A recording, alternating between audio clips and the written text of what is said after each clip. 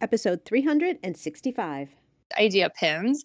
They are the pin format that is taking over Pinterest. Attention gifters, bakers, crafters, and makers. Pursuing your dream can be fun. Whether you have an established business or are looking to start one now, you are in the right place. This is Gift Biz Unwrapped, helping you turn your skill into a flourishing business. Join us for an episode packed full of invaluable guidance, resources, and the support you need to grow your gift biz. Hey there, Gift Biz Unwrapped podcast fans. It's your buddy Adam from Podcasting Business School. That's the podcast where I teach people about podcast launch, growth, and monetization strategies. Check out episode 220, where I help you discover where you are in the podcasting success timeline. You are listening to the Gift Biz Unwrapped podcast, and it's time to bring out your host, my pod pal, Sue Monheit. Hi there, it's Sue, and thanks for joining me here today. I'm so excited to give you an update on our first Gift Biz Bash. If you don't know what I'm talking about, this is something new that I've recently started for you. The Gift Biz Bash is a Zoom party that provides a short session of free live training and then a chance for you to shout out your company and any promotions you currently have going on. Or, if you're interested in doing a collaboration, you can give us all the details on that and perhaps find your next biz bestie. The first one was this past Monday, and I can't wait for you to hear it. It'll be coming up as a podcast episode in just a few weeks here. Why don't you join us for the next one? Spots have to be limited, so I can keep the bash to about 45 minutes or so. You can sign up for as many as you'd like, or pick and choose based on your availability. To see the schedule and to sign up, go to giftbizunwrapped.com/bash. It's 100% free. You get to pick up a growth tip and also get eyeballs on your business. What could be better? giftbizunwrapped.com/bash. I'll see you at the next one. Today, I'm bringing back our Pinterest expert, Cali Waege. You may recognize her from a recent show back in January. During that talk, we realized that there was so much to cover, we needed to break it into 2 shows. We're going to get into what I'm going to call specialty areas of Pinterest, specifically interest targeting, idea pins, and promoted pins. True to form, Cali has ninja tips coming your way too.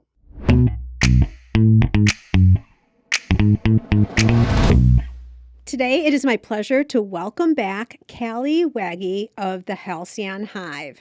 Cali is a Pinterest marketing specialist and the owner of the Halcyon Hive, which is a marketing agency that helps female-led creative businesses leverage Pinterest as a powerful marketing platform. She helps her clients grow their business by getting new subscribers, sales, and leads through an optimized Pinterest funnel. Consider this your part 2, an extension of sorts from episode number 354 that aired just back in January of this year. In this prior podcast, Cali gave us a current look at the Pinterest platform and the role that it can play for your business. Very different, I have to add, than other social media platforms out there, so I really do encourage you to go back and listen to that if you haven't already. But as we were talking at that time, it became clear that there were other enhanced opportunities offered by Pinterest that needed more time to do them justice. So that's what we're doing here today, a Pinterest 2.0, if you will. Cali, welcome back to the Gift Biz Unwrapped podcast. Hi, Sue. I'm so glad to be back. I know, just a few months, but we couldn't wait too long. Exactly. It feels like we just chatted. I know. Well, I wanted to put a little bit of space between it because you know how social keeps changing. Oh, absolutely.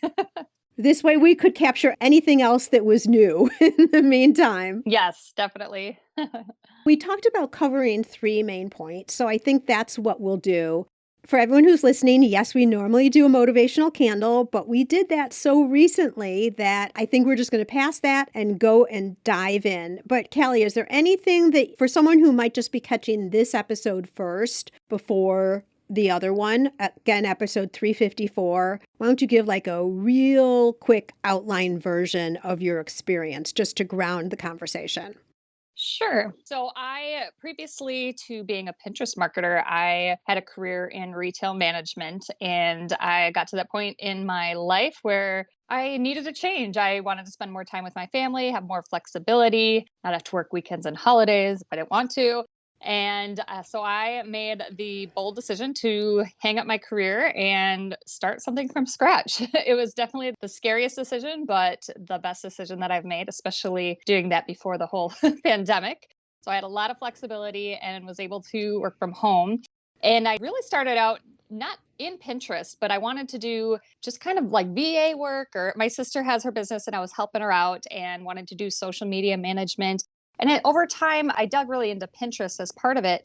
And I just learned that there was so much information within Pinterest and there's so little information out there at the time. And this was back in 2018 that I decided to just focus in on just Pinterest and just run with it from there. And like you said, social media is constantly changing. So it's keeping me on my toes. And I've been able to build my business successfully. And a lot of my clients are through word of mouth, and I'm creating digital products. And this year I'm planning on launching a course or two on how to do your own Pinterest marketing. So big things are coming, but I'm really excited on where I'm at. You know, I'm feeling like Pinterest is such a breath of fresh air. We were just talking Yes. before we hit record, we were talking about the spring. Ah, yes. We are both going out to walk after this podcast is recorded, everybody. Yep. We just figured that we had the same goal for afterwards. But I just feel like there's so much pressure on the other platforms. And we've already laid the groundwork or ascertained that Pinterest is more now a search engine versus a social media platform. And all of the details on how to set up your account, how to pin posts, where things go, please reference back to that other episode because we're not going to do that here. Mhm. But I'm feeling, and you tell me if this is a good observation or not, Callie, but I'm Yeah. feeling like Pinterest is taking much more into account the experience of the user. Like they're not just looking Yes. at the social media platforms and saying, oh, my competitive platform is doing this, so I'm going to add that feature in. They're looking at the experience of the user and then providing us the tools that we need to accomplish our goals. Exactly. Yeah, they do look at the social media as far as what are keeping people on their platforms. And of course, short form video is a huge thing right now. So Pinterest has incorporated some of those features into theirs. But the big thing that sets Pinterest apart from other social media platforms is it's a search and discovery tool. It's where people go at the very beginning stages of their process, whether it's planning something or trying to get inspired for a party or outfit or meals or anything like that. They start at the beginning, and Pinterest has evolved to be able to provide a full funnel solution. So you've noticed probably now that there's more and more shopping opportunities on Pinterest, more businesses uploading their catalog. So people can go from this search and discovery and inspiration phase all the way to the final checkout. And this may span over a couple months' time, depending on how long people's purchase funnel is. But Pinterest has all of it now. It's right from the beginning to the end. And that really sets them apart. Yeah, it really makes for an experience different than the other. My son is getting married next month, and Oh, they've been congrats. doing Pinterest boards of course, the wedding party and the attire and decorations and all of that. And it's been Yes. over the course of time, right? Yeah. So then you see the boards, and then, so as you're saying, it's discovery and thinking and capturing ideas. And some of them maybe you take off your board and then add new ones, whatever. Mhm. And then you get to your final point. And then you know where to go to purchase if it's something that you're going to purchase versus doing yourself or whatever. Yes. So it's like a full end-to-end experience, I'm thinking. hmm And to your point there, it's also dynamic. Pinterest looks at the content that you're saving and interacting with and will adapt to that. This is where that algorithm piece comes in. And if you're in the beginning phases of planning your wedding and like the wedding shower and things like that, you'll start seeing more content shown to you for inspiration. All the way through, if you're starting to pin honeymoon and post wedding stuff, new home, or whatever it might be, your boards and your content that you're interacting with evolves and Pinterest evolves with you. So you're constantly seeing what you're interested in. Love it. Absolutely Yes. love it.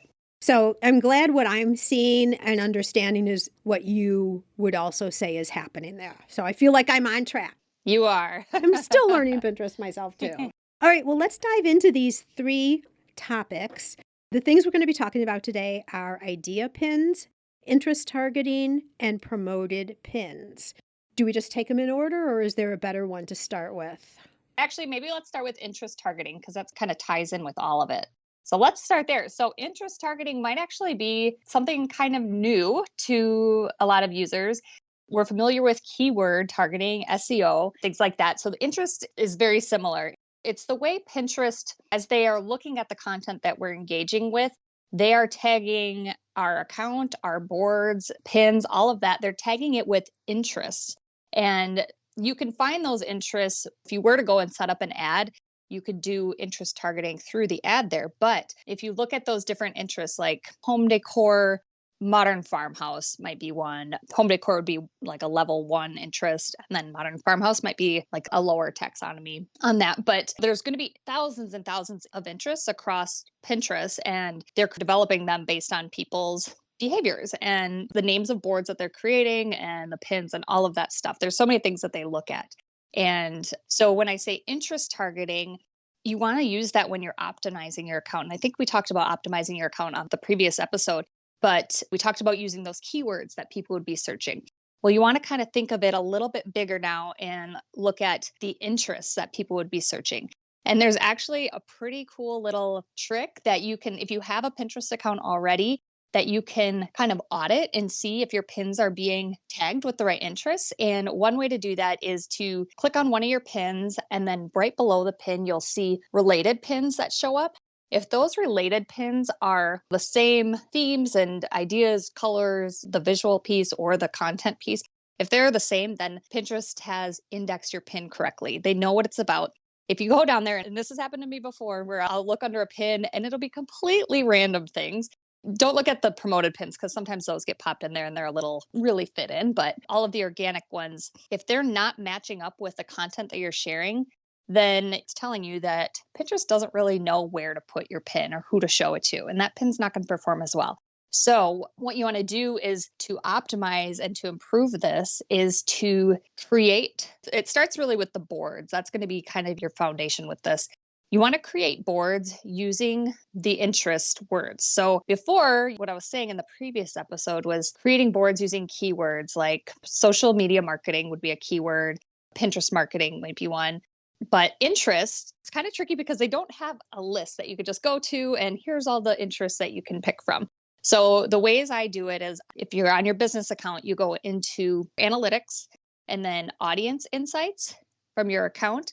And when you look at that, the very top of it, it'll show categories and interests. And if you click on the category that's most related to your business, then look over to the right of that and you could see all the interests that are tied to it. So you can grab those words from there and create boards from that. Interesting. Yeah, I know this is completely new from what I was talking about last time. And it goes hand in hand with what I talked about. So we're not changing gears completely. We're just adding a new layer on to elevate the optimization. We're perfecting what we have here. Exactly. Yeah. What comes to mind for me as a potential mistake is similar to a mistake that we could make with hashtags. Yes. If they're still relevant, because that's a whole controversy unto itself. But let me use myself as an example because it's easier for me to relate to this. So I'm trying to attract people who are handmade business creators, right? But I have a podcast, which is one of the ways I do that.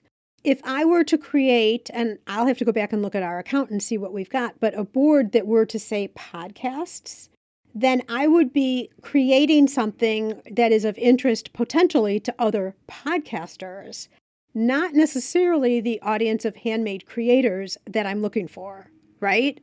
That's true. So just like how if you are saying that on Instagram, all your competitors are following you, well, that's because you're probably hashtagging all your competitors, what they're seeking to come to you, right? Right. So that's something to think about as we're creating the boards. Now I have to go back and look at that, Callie. Yes. And another little trick that I learned, and there's a really awesome course, and I can give you the information after by, I can't think of the gal's name. Her business is Levy Studio, but she has some Pinterest courses and she looks at a lot of the technical pieces of Pinterest and the developer blog or the engineer blog. So there's a lot of really good high tech like information she shares, but she's the one that's been testing this interest targeting and seeing great results with it. So this is my new strategy going into 2022 here. Okay, so look at the boards and how your boards are titled. And I don't think that means that you have to change your whole board in terms like rearrange all your boards, but maybe just adjust your titles of the board. Yep, it's really the title is going to be the key thing. So the other little trick you could try is if you right click on a board and open it up in an incognito tab or like a private browser. So it strips away all of the login information. It gives you what it is. But the cool part about doing that is it will actually show you right above at the top on that page that opens, it'll show you the interests that it's being tagged to. And that's another way you could see the actual word, the interest that they're tagging it with. So incognito mode, open a board or open pins in that private browser incognito, and you'll see even more information. You'll also see other keywords that Pinterest has tagged to your account or that board or that pin. So that's something fun. You should try that out on your account and you'll find a lot of cool information there. And none of this sounds like a really difficult fix either. No, not at all. That could really have some good traction capability, if you will. Yep. Is there anywhere on Pinterest where you can see a list of all the interest words that they use so you can highlight which ones you should be going after? So there's not an easy way to get the list. There's not like a direct link to a full list. There's a spreadsheet that I've come across before, but it was from 2018, so it's not updated. But the way that I will look at it is a couple ways. So I'll look at it through the audience analytics under your analytics tab, or audience insights rather. Yeah, that's what you told us before, right?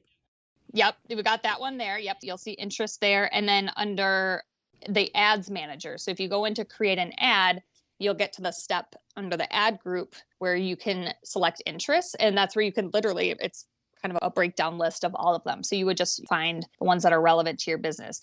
And it's really important that you use the exact spelling, if they have an S on the end, like if it's plural or if there's no S, that's how you want to type it out as your board title, or if you're using it in a pin title or a description. Make sure you're using that exact spelling that Pinterest used. So those are two ways. And the other way would be to do that incognito mode. And if you click on those interests that they're showing you at the top, you can kind of reverse engineer it by clicking on that interest. It'll show you all of their top ranked pins that are tagged with that interest. And then at the bottom, you'll see like more topics like this, or it says something like that. Those are more interests. So it's just kind of poking around and playing. You might want to make your own list. That's what I've done for my business, is I've just kind of poked through and have a running list of mine that I just keep adding to. And with mine for marketing, I've got stuff geared towards small business, mostly marketing stuff. So you got to kind of think a little bit out of the box too with, like you said, podcast, because you have a podcast for creators, but you also might get people who are wanting to start a podcast or things like that. Exactly. But also podcasts is a good topic for small business owners. So that is a good one still to have on there, even though it's not a direct relation to your audience. Okay. And I'm thinking you're not just going to take the interests as they're laid out there and just title all your boards that. Not all, but you will do some. And then could you do another board that includes the name, kind of like a long tail keyword? So it has the interest as part of a longer title? Yeah. So for example, I have a board. So I have social media marketing, which is an interest. Pinterest marketing is not an interest, but I also have a board called Pinterest marketing. So if I create a pin that's talking about Pinterest marketing tip, I would pin it to both of those boards using that interval scheduling that I spoke about in the previous episode. But yeah, you want overlapping boards with those interests and then the long tail specific keywords for your business. And that's going to give you the best SEO and the best indexing, I guess, for Pinterest. The more information you give them to tell them what your content's about and who is interested in it or who to show it to, the better your account will perform and your pins will do. Beautiful. Okay. And I loved putting this one first because if this isn't set up right, no one's going to find you. None of the rest of the stuff will work. Exactly. Just like the solid foundation of business that we always talk about. Absolutely. Yes. One final question has come to mind about this Pinterest targeting and naming the boards. If you have 40 boards and only 5 of them are an exact match of those interests, the others are deviations from it or all that, should you always be making sure that those 5 boards continue to have new content put in so that they're kind of weighted higher? Yeah, that's a good question. And I would say yes. I would pin that first, and I believe I mentioned this previously, the first board that you add a pin to. So you created a new pin and you're going to be publishing it on Pinterest now. The first board it goes to is the most important board. So you want it to be the most optimized, I guess you'd say. And using those interests as board titles and in the descriptions and so on, you're giving it to Pinterest on a silver platter. You're saying, this is exactly what this pin is about. So I always recommend pinning it to those interest boards first, followed by that specific keyworded board. The other thing I do is also look at the boards in your analytics overview, looking at your board performances, because some boards based on your audience might perform better. So you also kind of want to leverage those boards. So if there's a board that has really great engagement, that means you've got the right content and it's seeing the right people. So that's something you want to look at as well. But it most likely will be one of those interest boards. Okay, perfect. I don't recall hearing that, and I feel like that's a super valuable ninja tip. Love it, love Yes, it. it is. All right, wonderful. Perfect. Anything else on interest targeting that we should talk about here? No, I think that kind of covers it. We Okay. can jump Yeah, into we the idea agreed that pins we'd be now. careful not to spend too much time on, like, not be favorable to one of the 3 more than another. Clearly, if there's more questions, you guys reach out to me, reach out to Cali, search online, whatever. But we just want you to know what's available and to give you some understanding underneath it. Where here, I feel like with the interest targeting, we've really got that covered now. Yeah. All right, I'm good. Idea pins. Let's roll. All the details about idea pins are coming your way right after a quick break so that you can hear from my other business, which also happens to be the sponsor of this show. Yes, it's possible. Increase your sales without adding a single customer. How, you ask? By offering personalization with your products. Wrap a cake box with a ribbon saying, "Happy 30th birthday, Annie." Or add a special message and date to wedding or party favors for an extra meaningful touch. Where else can you get customization with a creatively spelled name or fine packaging that includes a saying whose meaning is known to a select 2? Not only are customers willing to pay for these special touches, they'll tell their friends, and word will spread about your company and products. You can create personalized ribbons and labels in seconds. Make just one or thousands without waiting weeks or having to spend money to order yards and yards. Print words in any language or font. Add logos, images, even photos. Perfect for branding or adding ingredient and flavor labels too. For more information, go to theribbonprintcompany.com. I'm sure by this point now, everyone has seen or used idea pins. They are the pin format that is taking over Pinterest. They're the newest pin format. So when I'm saying pin format, I mean like a static, you got your regular static image pins. You have video pins, there's carousel pins, and collection pins, which are pins that you can tag multiple products to. And so you can kind of see a little collection. And then we have idea pins. So when they rolled out a year or so ago, they were initially called story pins.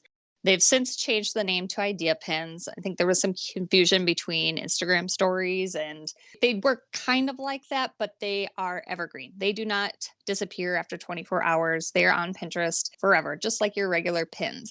So they are idea pins. So the idea for idea pins is you want to inspire people to take action. So some of the things that you can create idea pins for would be maybe step-by-step guides, whether it's like a DIY project or a recipe. You'll see a lot of those. You can upload or record video just like you would an Instagram story and just do it on the fly and record it, or you can create these idea pins and upload them.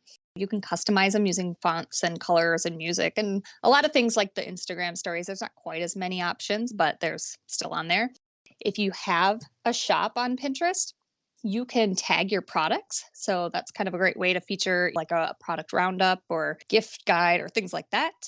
And you can tag other accounts. So if you're working with an influencer or something like that, you can do that as well. So these are all really great features of the idea pins. They also, because they're new, Pinterest wants to feature them a little bit more and push them out there. So you generally will notice an idea pin will get more impressions and more engagements in a shorter period of time. So that's really exciting because, as we all know, Pinterest is a slow burn, and those pins that we create take a lot of time to build up in views and engagements and all of that. So I always recommend, especially for people who are just starting out on their Pinterest account, their business account, to sprinkle in these idea pins, maybe 1 or 2 a week, just to kind of give your account a little boost.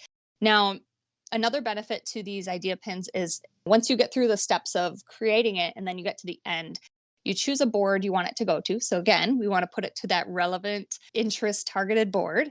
And then you can add a little description, you can add details, whatever it might be that pin is about. It's a great place to add your keywords. And then you can also tag this, just like if you've created video pins where you can tag topics to it. These are those interests. There's another place those interests are showing up.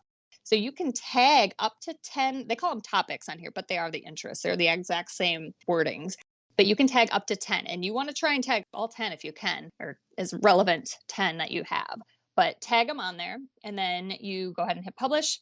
Now you can't schedule these on Tailwind. You can only create them on Pinterest in the mobile app or desktop. But the one downside I was going to mention, so the little, I guess, caveat that I would say with idea pins and where a lot of people are a little hesitant to use them is you don't have a link on them unless you tag products, but they don't. So if you have a blog post, you can't link your blog post. So pins aren't clickable. They can't click through.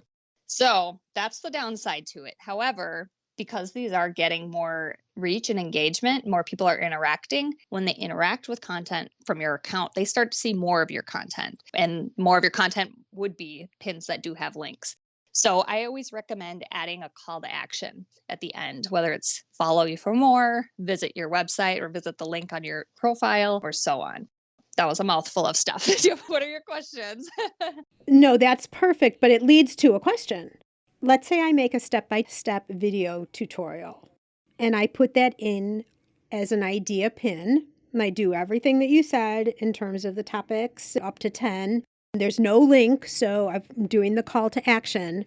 And so that video exists as a full video on Pinterest. Now, can I take that same video and make another pin that talks about whatever the wording would be that relates to the video and link it to go over to like YouTube where I house the video? Yep, you definitely can. So basically, yeah, you'd be creating another pin, a whole separate pin. A whole separate pin, yeah. Yep, but you could use that video that you already recorded and maybe throw a text overlay on it to give it context and what it's about. And then, yes, have it link to your YouTube or to your website. Okay, so Pinterest doesn't recognize then that, gosh, this is the same video length, the same wording, the same person, and like nix one of them. That's a good question. I haven't actually tested that theory out. The algorithm is so curated. Because it would have to go through the link to see it. Yep, exactly. What I do is I create in my link that I have on my Pinterest profile. I've actually created almost like a links page like Instagram. I just duplicated my Instagram one from my website, and then I claimed that link. And so I have that as my bio link. So when someone clicks on that, it goes to a links page. And if I have some trending idea pins, I'll feature what I'm talking about in there, if it's a product or a blog post, so that it's right there for them to click on. And then at the end of that idea pin, I just say more information in the link in my bio. So that's one option to do it as well. That's way up leveling our sophistication here. No, but I was just wondering, like, if there are people who have done YouTube videos already, if they could take that and make it an idea pin. So they could actually start idea pins this afternoon. Yeah, absolutely. Yep, you could. So the idea pin, I guess, ratio or aspect ratio is they're a little bit longer than your regular 2x3 standard pins. So they're like a 9:16 ratio. So I think it's like, I don't know, whatever. It's just a little bit longer. So I use Canva. You can just create a template in Canva. Actually, there are some idea pin templates in Canva already that you can use. And you literally, just drag in your photo. I do recommend if the video is kind of long, because each page on your idea pin can have up to, I think it's a minute on each page, and you can have up to 20 pages. So that's 20 minutes of video. Obviously, no one's going to stick around and watch all of that. People like short and quick to the point stuff. So keep that in mind. If I even have a 1-minute video, I'd still break that up into about 30-second pages. So one page would be the first 30 seconds. The next page would be the second 30 seconds of that minute video, just so that people can skip ahead if they wanted to. It's a lot easier because like on TikTok and other things, you can't drag the timeline slider to different points. If you want to get back to the beginning, you have to literally like go back and start it over if you wanted to see something. So just a little tip is to break it up into smaller clips of a video.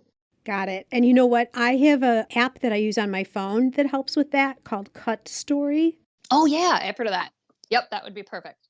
So you could take that too. And honestly, like let's say you have a training video that you've done that you like it so much, you feel really good about it. The tips are very clear and concise. Maybe what you do for an idea pin is just edit and cut out those individual points without all the other talking and description behind it. And those turn into a step idea pin that then for further information, they can go somewhere else and see the whole thing. Yep, exactly. That's a great idea. So I'm just trying to show that there's ways of using content you might already have and do some idea pins. Yeah. And if you utilize TikTok or Instagram Reels, or if you have a series of Instagram stories and a highlight, these are all great things to repurpose for idea pins. Oh, yeah. You've already got them. And a lot of them are already in that format, the 9x16. And so give those a try. Ooh, another ninja tip, Callie. Yes. Oh, gosh. Okay, so that's very cool. And like you said, we all know that Reels are like the thing for Instagram. So idea pins are the thing for Pinterest. Yes. So perk up, we got to pay attention. Because you know how sometimes we wait until the strength of it subsides a little bit because everyone's jumped on board? Don't do that. No, get on it now. Do use idea pins now. Yeah. Yeah, I have noticed from when I first started using idea pins back when they were story pins, I have noticed that initial boost in impressions isn't quite as high as it was in the beginning. So that's a little bit of a bummer. But when you're creating those idea pins, use the trending search or whatever's trending in search. So if you go to trends.pinterest.com, you could see like what currently on this week is trending on Pinterest. And it gives you all like the major. So there'll be like home decor stuff, recipes, fashion and beauty, and then just like a general like random stuff, like if it's holiday focused. So look at those. And those are great inspiration topics to take to create idea pins around. Or if you already have some content, if it's into any of those trending posts, that's a great thing to do because you already know that people are searching for that stuff right now this week on Pinterest. And so it'll help get more views on your pin. Perfect. That sounds fabulous. Like, honestly, that is so amazing because we're always wanting more eyeballs on our content. And if we're going with the trends, you're just putting it all in your favor, right? Exactly. Yep. So, all right. Super. Idea pins. Anything else we need? I think we're good on idea pins. Okay. Now, promoted pins. Ah, yes. Promoted, I think that means advertising, Callie. It does. Yep. We're putting some money behind the pins now. Okie dokie. Let's do it. All right. Yes. So before starting ads, I do recommend making sure your account is optimized. I've seen accounts that don't have like hardly any boards or they don't have any bio filled out in their description and all that, and they're running ads. People are going to be coming back to your profile and you want to be able to tell them what you do, what you offer to them. So do have your profile, your account optimized before starting ads. And I know Pinterest is not a social media platform, but you know how on Facebook, if you have attracted the wrong audience by mistake, and then you run ads to your audience, you're running ads and paying for viewership of people who aren't even a potential customer of yours. Yeah. Does it work the same way, which is why optimizing beforehand and making sure that you're attracting the people that you want beforehand before you start advertising it? Is that why that's so important? Yes, that's really important because Pinterest is looking at, like you said, they look at the content, the boards that you have on your profile, the pins that you're sharing or engaging with, saving or sharing, and your profile name, your bio, all of that. Back to this interest targeting. Pinterest is tagging your account with certain interests. And if they know what your account is about, then they know these pins that you're promoting, along with the other ad setups the targeting that you'll be doing when you set up your ad, but it just adds that layer of optimization to help get your stuff in front of the right people. So yeah, definitely have your board set up, your profile filled out, and it makes it look more complete. It just makes it crystal clear who it is that you want to be. Absolutely. Yep. Okay. Perfect. Okay. So we're optimized. Yes. So you're ready to promote a pin. So there are a few different Pinterest campaigns or promoted pin campaigns that you can run. There's awareness campaigns, which are basically pins to get out there in front of new audiences, new people to just discover your name and your brand. There are video campaigns, and that's kind of along the awareness campaign where you're promoting a video pin, basically. I don't really do a lot of those because they tend to be more expensive and don't always get the return on ad spend that you want. That's important because normally we say video is everything. It is, yeah. But so in terms of ads, and we all have to test it for our own accounts, right? Just to know. But you're saying that you can't take it as an assumption that if you would do a video ad, it's going to perform better. Yeah. And the reason for that is a lot of the bigger budget businesses, the big names out there, they have the budget to put a lot of money behind these videos, and you're going to be competing against those budgets. And if your bids and things like your budget's not big enough, it's going to use up that budget right away in the beginning of the day, and then it'll be gone. So I don't start out with ads. I do recommend, like you said, testing it out at some point. Once you've figured out the right campaigns and the targeting that works really well for your business, that's when you want to test out some of those other formats. But yeah, that's a good point on that one. Okay. A couple more types of campaigns. So the one that I generally will start with would be a consideration campaign. And that's just a basic campaign that is optimized to get people to click on your pin. So it's a little bit different than the awareness campaign. They're both based on the cost per click. That's how they're billed. But the consideration campaign, they used to be called traffic campaigns. They're getting your pins out in front of people who are more likely to click on it. So that's great because clicking means they're going to go to your website or to the link that you're promoting to. But in the beginning, they're not necessarily the audience that are more likely to convert on that website or on your whatever thing you're promoting. So what I recommend is starting with this consideration campaign after 2 to 4 weeks. If you are getting enough people who come to your website and have whatever your goal is, if it's to get email signups or to get checkouts, if you have gotten, Pinterest says 50 in a day. I've done it 50 in a week. If you've gotten 50 conversions in a week, then you can switch to the next type of campaign. So you basically just switch it over to a conversion campaign. And that conversion campaign is going to target people who are more likely to convert. So consideration campaign is to get people to click. Once that campaign becomes optimized and smart enough, we could switch it to the conversion campaign. And now we're going to target people who are more likely to convert. Now, you're probably thinking, why don't we just start with the conversion campaign? Because obviously we want people to convert. Well, the conversion campaign needs enough data on your Pinterest tags, the pixel, the tracking information. They need enough of that in order to perform well. And you can't start out because you won't have the data on it. So you got to start with that consideration. So they wouldn't have enough data on the individual ad or on your account overall? The other thing, when you're beginning to set up your ads or before you run ads, you need to have your Pinterest tags installed on your website. So those, if you're familiar with the Facebook Pixel, Google Tag Manager, like Google Tags, things like that, Pinterest has their version called a Pinterest tag. So you need to have that set up properly so that it would trigger whenever someone visits any page on your website. And then if they add something to their cart, an event tag called the add to cart event will fire. And then if they complete the checkout tag will fire. And then if they sign up on your email list, there'd be a sign up tag.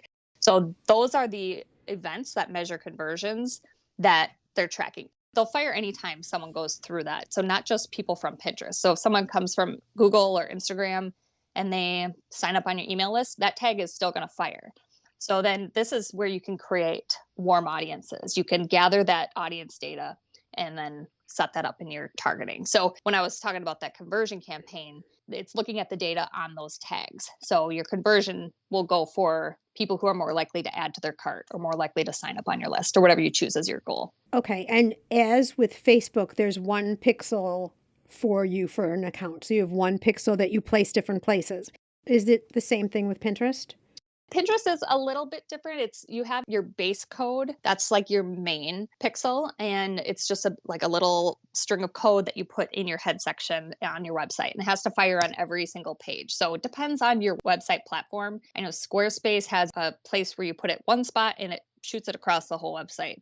I use Show It for my website, and I have to put it on literally every single page in the head section. So it takes a little bit more work to do it on Show It. But so it depends on your website. So that's the base code. And then the event codes are kind of little offshoots, and they have to go after that base code. So there's a little bit more work there. It's not quite as easy as the Pinterest one, unfortunately. But I help with this. That's one of my services. And there's a lot of other people there's a lot of information out there in education on how to set this up. Okay, so that needs to be the course you're making this year. I'm just going to say. Yes. Okay. Noted.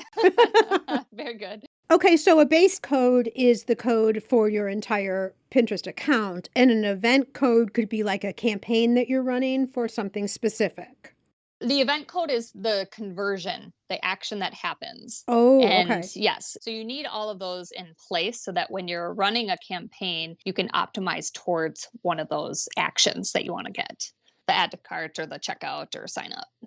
Okay, here comes another question. Yes. So I've got my base code there on my website on every single page, but I have multiple things that can happen. Like maybe there's multiple products people could buy, and they go then through my checkout, wherever that is, right? Because I'm thinking of all the different situations. So I'm not going to do that. I'm just going to talk in theory. Yes. So that's like a checkout code. So you only need one checkout code. You don't need one checkout code per product.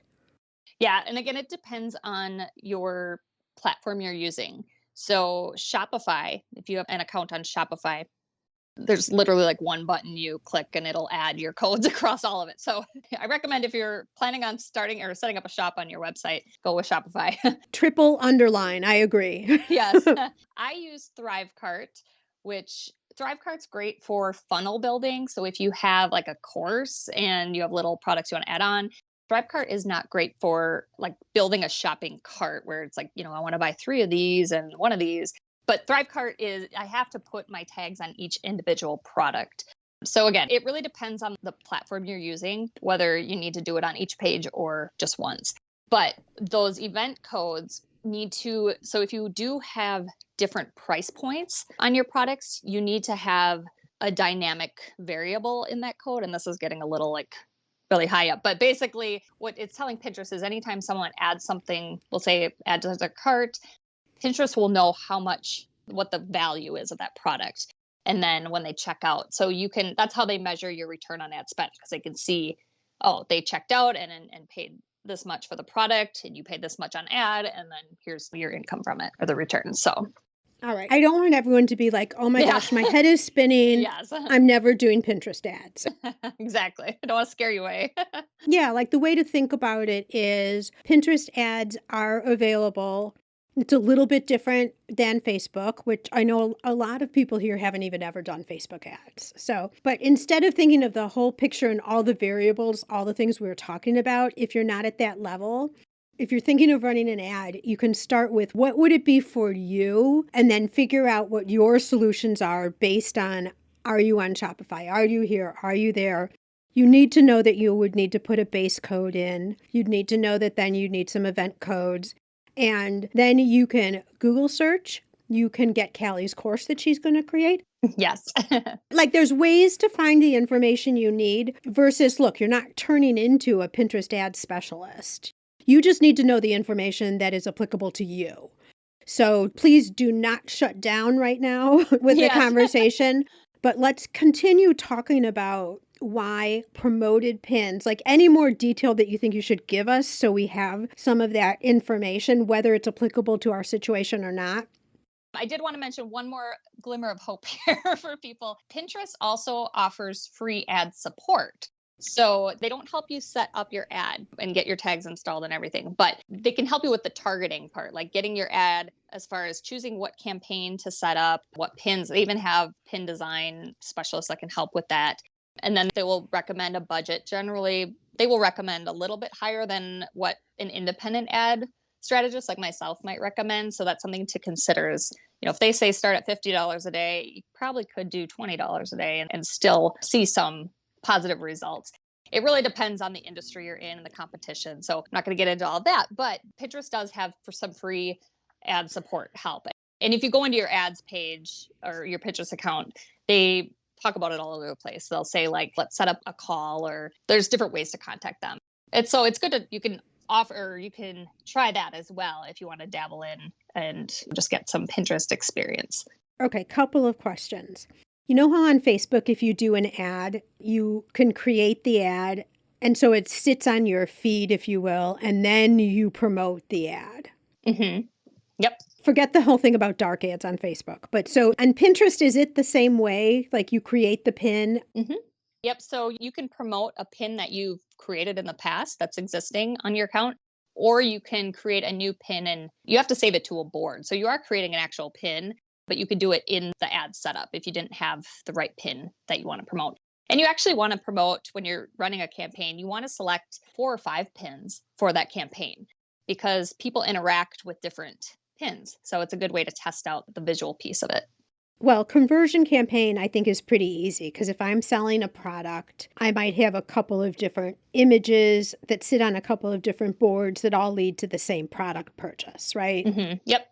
Awareness could be several of my high performing pins that are topics around which I talk, sell, whatever my business is, right? Because you're trying to attract awareness to the account. Exactly. Yep. All right, I got that all. And then after my expenditure has run out, like I've put a limit on how much I'm going to spend, after it runs out, that pin still stays on the board where it was before. Yes. That's why it's really important not to put any limited time like information. Because there is a way that if you set a start and an end date, I do believe that you can run they call it a flighted campaign. So like a short-term campaign for a sale or something. That would remove the pin. You create a pin in the ad setup, and then once that campaign ends, it would remove it from the account. Okay. You can do like an expiring pin or something. Yeah. Where it'll automatically go away. But if you don't want it to, then don't put any deadline information in the content. And one thing too to consider is Pinterest organically takes a long time to optimize SEO and everything. Pinterest ads take a little bit longer than a Facebook ad might. So keep that in mind. You do want to run a campaign for probably a minimum of 4 weeks. So if you're if you think you've got a sale here coming up and the sale runs for a week, I probably wouldn't use Pinterest as the platform to promote it on. You'd probably want to do Facebook or Instagram. But if you are trying to build your email list for a launch or maybe an upcoming sale and you want to just get people to your list, then that's something you could run 4 weeks ahead of time just to kind of grow and build. You want to kind of think about the strategy that way too, is you need to allow time. When you start a Pinterest ad, it takes about 2 weeks to initially optimize. They call it the learning phase. After that 2-week mark, it's more optimized and it's getting to the right people. So like I said, I give it the next 2 weeks after that. So a 4-week campaign to try and, if you have a checkout goal, if you want to make income from it, you want to give it at least that 4 weeks to try and get your ad spend back. Because those first 2 weeks, you'll probably feel kind of dismal about it because you're going to see it spending and you're not going to be getting the checkouts initially. It does take time for it to optimize. So something to keep in mind as far as timeline on campaigns. And that just falls in line with the whole feel of Pinterest too. You're making an investment over time. Yep. Very on brand. Yes, exactly. Which is one of the things I love about Pinterest. You're not putting up posts that are going to disappear. Like, let's face it, whoever goes back and scrolls down people's feeds. Exactly. Versus Pinterest, that search, if you're optimized, that'll pop up even if you did it a few years ago. Exactly. And those are the pins that perform the best, the ones that have history. So, yeah. Yeah. Okay, so my next question, and we already did one of the answers, is how is this different from Facebook advertising? And campaign time is clearly one of them. Yeah, that's really the biggest thing is the time it takes for a campaign to optimize. Another thing would be right now, there's more and more advertisers getting on Pinterest, but right now it's still a little less expensive to run on Pinterest than it is to run a campaign on Facebook. That may change as more and more advertisers jump into the pool here. It's an okay qualifier for this point in time. Yep, exactly. And the cost for the ads will vary throughout the year. Obviously, Q4, they're going to be more expensive because more advertisers are running then. So that's another thing to consider. But the other thing to think about when choosing between Facebook or Instagram or Pinterest would be just knowing your audience and how they're using those platforms. Like I said, Pinterest is a search and discovery feed. So if people are starting to plan a gift for someone, or they're buying a house and they want to redecorate or refresh in the spring or something like that, and your content or your products fall into those categories, then yes, get people where they're at in their buying cycle. So get them in the beginning when they're just starting to research with your organic pins, things like that. And then you can retarget them with your ads, with the products that you carry and so on. So it's kind of you want to think, this is kind of tying it all up into a bow here, is have that organic strategy where you're creating inspiration, tutorials, product reviews or testimonials, all of that, all the way to if you're running ads to get people to your list. Maybe you offer a freebie and then you have a sales funnel set up through your email list, or you're running a campaign to your products to get the checkouts. Think it's a full funnel. It's all right there. So from organic to the paid. Yeah. And I think that's so important. Don't just say, oh, I'm going to run a Pinterest ad. So you've run a Pinterest ad. Like, where does that fit into the whole strategy you have for acquisition? And then in terms of visibility, acquisition of a viewer to your website and your Pinterest account and all of that through some type of a getting acquainted type situation that leads to a sale. It's not just cold a sale. Yep, exactly. Wonderful. Oh my gosh. I have to ask this question again because I want to make sure we're not missing anything, but anything more you think we should cover on promoted pins, or are we good for now? There's two more types of campaigns, and those are shopping campaigns. So I didn't really get into those, but that's if you have your shop set up on your Pinterest account, or if you have Shopify and you've linked it to your Pinterest, and you can run shopping campaigns. And shopping campaigns they're a little bit different. They're really geared towards the data on your Pinterest tag on who to target. And they're set up a little bit differently than those main campaigns, like that consideration, the awareness, and the conversion. So I didn't want to dig too deep into them. And these are going directly to a sale, right? Yeah, those are going directly right to the products. Just sort of one thing I failed to mention. Okay. And did you say there were two more types or just that one? Well, there's going to be your regular shopping campaign, like a prospecting campaign, and then there'll be retargeting. And they're dynamic retargeting campaigns. So meaning if someone visits a specific product on your website at one point, then you can retarget them on Pinterest by showing them the specific products, or Pinterest will know which products they've looked at and will show those randomly throughout Pinterest. Just like hey, remember you check this out. Got it. Okay, wonderful. So if your head is spinning, I want to go back to, we're just presenting you with all of the potential that's available. Save this podcast so you can come back and listen to it if you like. And just take the pieces that you need for the time being right now. Like if you're looking at Pinterest, but you haven't really done anything yet, go back to the other episode, 354, listen to it, open your account, optimize your account. You're already another step along. Then take the next step and then take the next step. You don't need to know all of this. When we're talking on a show, we're trying to talk and hit points for everybody at every skill level, every experience level that there is, right? So you only need to take back what is good for you at this point in time, but know how to get back to this episode. So when it is time for you to be doing all this sophisticated stuff, you'll have the information here as well. All right, so we've covered so much here today. Where can people come find you, get some more information, maybe look at the course when it's available? Do you see how I keep nudging you about that course, Callie? I know, accountability. I have to get it done. Absolutely. Definitely. Yeah, so you can find me on all the socials at The Halcyon Hive. And my website is thehalcyonhive.com. So I keep it the same all across the board there. You hop on my email list, you'd be notified when that course is launched. But I'm I haven't been super active on Instagram this fall, winter, spring, kind of a while, but I'm hoping to get back into that. But definitely hop on my email list. That's probably the best place to get the most updated information. Well, like I said, I am so excited about Pinterest, and you are the girl to help us out for sure. I really appreciate you running through these 3 higher level things that we weren't able to do the last time. Thank you so much for coming on the show. And I think it's now time for both of us to go out walking. Yes, indeed. I can't wait. Have a good day, Callie. Thanks. You too. Okay, Callie, I've given you enough hints. You have to let us know when that course of yours is ready.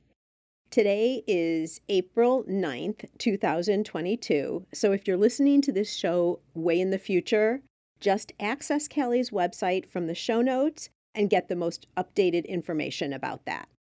My feelings about Pinterest become stronger with each and every new learning I have about the platform. It's a breath of fresh air, and it just seems to me that the time dedicated there gets way more attraction and longevity than social media. And recently announced after our recording of this episode, so you may not have it yet, but if you don't, you will have it soon, you'll be able to share your pins over to Facebook and Instagram. I'm sure we'll be hearing a lot more about that as it rolls out. Before you move on to your next activity of the day, make sure to get your name on the list for at least one Gift Biz Bash. You can see the dates for April and May and all upcoming bashes, again, if you're watching this later, over at giftbizunwrapped.com/bash. If you're enjoying the podcast and would like to show support for the show, a rating and review is always fabulous. But there are other ways for you to get something tangible in return for your support, too. Visit my merch shop for a wide variety of inspirational items like mugs, journals, water bottles, and more, featuring images and quotes to inspire you throughout your day. Makes a great gift, too. And I've just added some new products for the season to the shop as well. Turnaround is quick and the quality is top-notch. You should expect nothing less. Take a look at all the options over at giftbizunwrapped.com/shop. All proceeds from these purchases goes to help offset the cost of producing this podcast. And now, be safe and well, and I'll see you again next time for the Gift Biz Unwrapped podcast. I want to make sure you're familiar with my free Facebook group called Gift Biz Breeze. It's a place where we all gather and are a community to support each other. Got a really fun post in there that's my favorite of the week, I have to say, where I invite all of you to share what you're doing, to show pictures of your product, to show what you're working on for the week, to get reaction from other people, and just for fun because we all get to see the wonderful products that everybody in the community is making. My favorite post every single week, without doubt. Wait, what?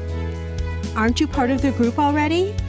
If not, make sure to jump over to Facebook and search for the group Gift Biz Breeze. Don't delay. Come join us in Gift Biz Breeze today.